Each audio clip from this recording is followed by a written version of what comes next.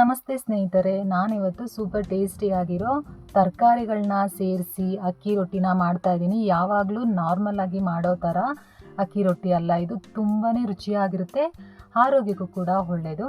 ಹೇಗೆ ಮಾಡೋದು ಅಂತ ನೋಡೋಣ ಬನ್ನಿ. ನಾನಿಲ್ಲಿ ಮೊದಲಿಗೆ ಒಂದು ಬಾಣಲಿಗೆ 2 ಕಪ್ ಆಗುವಷ್ಟು ಅಕ್ಕಿ ಹಿಟ್ಟನ್ನು ಸೇರಿಸ್ಕೊಂಡು ರುಚಿಗೆ ತಕ್ಕಷ್ಟು ಉಪ್ಪನ್ನು ಸೇರಿಸ್ಕೊಂಡು ಇದನ್ನು ಚೆನ್ನಾಗಿ ಮಿಕ್ಸ್ ಮಾಡ್ಕೋತಾ ಇದ್ದೀನಿ. ಈಗ ತರಕಾರಿಗಳನ್ನ ಸೇರಿಸ್ಕೊಳ್ಳೋಣ. 1 ಕ್ಯಾರೆಟ್ನ ತುರಿದಿಟ್ಕೊಂಡಿರೋ ಅಂಥದ್ದು ಹಾಕ್ತಾಯಿದ್ದೀನಿ, ಮತ್ತು 1 ಈರುಳ್ಳಿನ ಸಣ್ಣದಾಗಿ ಹೆಚ್ಚಿಟ್ಟು ಹಾಕ್ತಾಯಿದ್ದೀನಿ. ಸಬ್ಸಿಗೆ ಸೊಪ್ಪು ಒಂದು 2 ಹಿಡಿಯಷ್ಟು ಸೇರಿಸ್ತಾ ಇದ್ದೀನಿ. ಇದನ್ನೆಲ್ಲ ಹಾಕೋದ್ರಿಂದ ತುಂಬಾ ರುಚಿಯಾಗಿರುತ್ತೆ ಫ್ರೆಂಡ್ಸ್. ನಾನು ಇದಕ್ಕೆ ಸ್ವಲ್ಪ ಅರ್ಧ ಟೊಮೆಟೊ ಕೂಡ ಹಾಕ್ತಾಯಿದ್ದೀನಿ. ಒಂದು 2ರಿಂದ 3 ಮೆಣಸಿನ್ಕಾಯಿನ ಈ ರೀತಿ ಸಣ್ಣಗೆ ಹೆಚ್ಚಿ ಹಾಕಿ, ಖಾರ ಏನೂ ಕಾಣಿಸಲ್ಲ, ತುಂಬಾ ರುಚಿಯಾಗಿರುತ್ತೆ. ನಾನು ಇನ್ನೂ ಹೆಲ್ದಿಯಾಗಿ ಮಾಡಬೇಕು ಅಂತ ಅಕ್ಕಿ ರೊಟ್ಟಿನ 1 ಸೌತೆಕಾಯಿನ ಈ ರೀತಿ ತುರಿದಿಟ್ಕೊಂಡಿದ್ದೀನಿ. ಆ ಸೌತೆಕಾಯಿನ ನೀರಿನ ಸಮೇತ ಹಾಕ್ಬೋದು, ತುಂಬಾ ರುಚಿಯಾಗಿರುತ್ತೆ. ಸೌತೆಕಾಯಿ ಮತ್ತು ಎಲ್ಲ ತರಕಾರಿಗಳನ್ನ ಸೇರಿಸಿ ಚೆನ್ನಾಗಿ ಮಿಕ್ಸ್ ಮಾಡ್ಕೊಳ್ಳೋಣ ಫ್ರೆಂಡ್ಸ್. ಮೊದಲೇ ನೀರು ಹಾಕೋದು ಬೇಡ, ಸ್ವಲ್ಪ ನೋಡಿಕೊಂಡು ನೀರು ಹಾಕೋಬೇಕು. ಆಮೇಲೆ ನಾನು ನೀರು ಹಾಕೋದನ್ನ ತೋರಿಸ್ತೀನಿ. ಸ್ವಲ್ಪ ಚೆನ್ನಾಗಿ ಮಿಕ್ಸ್ ಮಾಡ್ಕೊಳ್ಳೋಣ. ಯಾಕೆ ಅಂದರೆ ಸೌತೆಕಾಯಲ್ಲೇ ಜಾಸ್ತಿ ನೀರಿನ ಅಂಶ ಇರೋದ್ರಿಂದ ಇದಕ್ಕೆ ನೀರು ಕಡಿಮೆನೇ ಬೇಕು.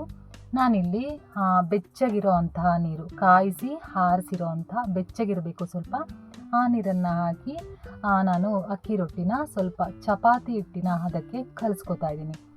ತುಂಬಾ ಚೆನ್ನಾಗಿರುತ್ತೆ ಫ್ರೆಂಡ್ಸ್. ನೀವು ಈ ರೆಸಿಪಿನ ಮಿಸ್ ಮಾಡ್ಕೊಳ್ಳೋಕ್ಕೆ ಹೋಗಬೇಡಿ. ಇನ್ನೂ ಯಾರ್ಯಾರು ನನ್ನ ಚಾನಲ್ಗೆ ಸಬ್ಸ್ಕ್ರೈಬ್ ಆಗಿಲ್ವೋ ದಯವಿಟ್ಟು ಸಬ್ಸ್ಕ್ರೈಬ್ ಮಾಡ್ಕೊಳ್ಳಿ. ಒಂದೇ ಒಂದು ಲೈಕ್ ಮಾಡಿ, ಕಮೆಂಟ್ ಮಾಡಿ, ಈ ವಿಡಿಯೋ ಕೊನೆವರೆಗೂ ನೋಡಿ. ನಾನಿವಾಗ ಅಕ್ಕಿ ಹಿಟ್ಟು ರೆಡಿಯಾಗಿದೆ. ಇದನ್ನು ನಾನು ಉಂಡೆಗಳನ್ನಾಗಿ ರೆಡಿ ಮಾಡ್ಕೊಂಡಿದ್ದೀನಿ. ನನಗೆ ಯಾವ ಸೈಜ್ಗೆ ಬೇಕೋ ಆ ಸೈಜ್ಗೆ ಉಂಡೆ ರೆಡಿ ಮಾಡಿ ಇಟ್ಕೊಂಡಿದ್ದೀನಿ. ನೀವು ಅಷ್ಟೇ ಫ್ರೆಂಡ್ಸ್, ನಿಮಗೆ ಯಾವ ಸೈಜ್ಗೆ ಬೇಕೋ, ಸಣ್ಣಗೆ ಬೇಕಂದರೆ ಸಣ್ಣಗೆ, ದಪ್ಪಗೆ ಬೇಕಂದರೆ ದಪ್ಪಗೆ ಉಂಡೆನ ರೆಡಿ ಮಾಡಿ ಇಟ್ಕೋಬೋದು.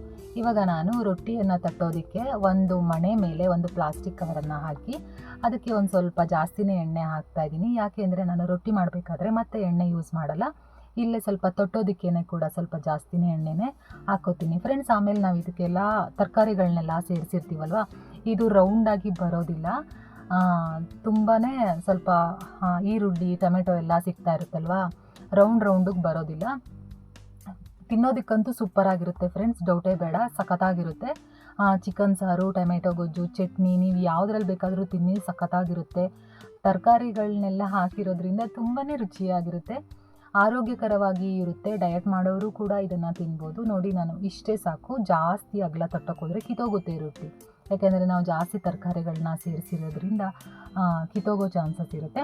ಅದಕ್ಕೆ ನಾನು ಸ್ವಲ್ಪ ಪೂರಿಗಿನ್ನ ಸ್ವಲ್ಪ ಜಾಸ್ತಿ ಅಗಲಕ್ಕೆ ನಾವು ರೊಟ್ಟಿಯನ್ನು ತಟ್ಕೊಂಡು ಈ ರೀತಿ 2 ಕಡೆ ಬೇಯಿಸ್ಕೊಂಡ್ರೆ ಫ್ರೆಂಡ್ಸ್ ತುಂಬಾ ರುಚಿಯಾದ ಅಕ್ಕಿ ರೊಟ್ಟಿ ರೆಡಿನೇ ಆಗೋಗುತ್ತೆ. ನೋಡಿದ್ರಲ್ಲ ಫ್ರೆಂಡ್ಸ್, ನಾನು ಯಾವ ರೀತಿ ನಿಮಗೆ ತುಂಬಾ ಈಸಿಯಾಗಿ ಅಕ್ಕಿ ರೊಟ್ಟಿನ ಮಾಡಿ ತೋರಿಸಿದ್ದೀನಿ. ತರಕಾರಿ ಅಕ್ಕಿ ರೊಟ್ಟಿನ ನಾರ್ಮಲಾಗಿ ಎಲ್ಲ ಅಕ್ಕಿ ರೊಟ್ಟಿ ಮಾಡೋದಕ್ಕಿಂತ ಈ ರೀತಿ ಮಾಡ್ಕೊತೀನಿ, ತುಂಬಾ ರುಚಿಯಾಗಿರುತ್ತೆ. ಚಿಕನ್ ಸಾಂಬಾರಿಗಂತೂ ಸಖತ್ತಾಗಿರುತ್ತೆ ಫ್ರೆಂಡ್ಸ್. ನಾನು ಇದಕ್ಕೆ ಕಾಂಬಿನೇಷನ್ ಚಿಕನ್ ಸಾಂಬಾರು ಮಾಡಿದ್ದೆ, ಚೆನ್ನಾಗಿತ್ತು, ನಮಗೆಲ್ಲ ಇಷ್ಟ ಆಯಿತು, ಮನೆಯವ್ರಿಗೆಲ್ಲ ತುಂಬಾ ಇಷ್ಟ ಆಯಿತು. ನಿಮಗೂ ಈ ತರಕಾರಿ ಅಕ್ಕಿ ರೊಟ್ಟಿ ಇಷ್ಟ ಆಗಿದೆ ಅಂತ ತಿಳ್ಕೊತೀನಿ. ಇಷ್ಟ ಆಗಿದರೆ ಲೈಕ್ ಮಾಡಿ, ಕಮೆಂಟ್ ಮಾಡಿ, ಶೇರ್ ಮಾಡಿ. ಮತ್ತೆ ಸಿಗ್ತೀನಿ ಮತ್ತೊಂದು ರೆಸಿಪಿಯೊಂದಿಗೆ.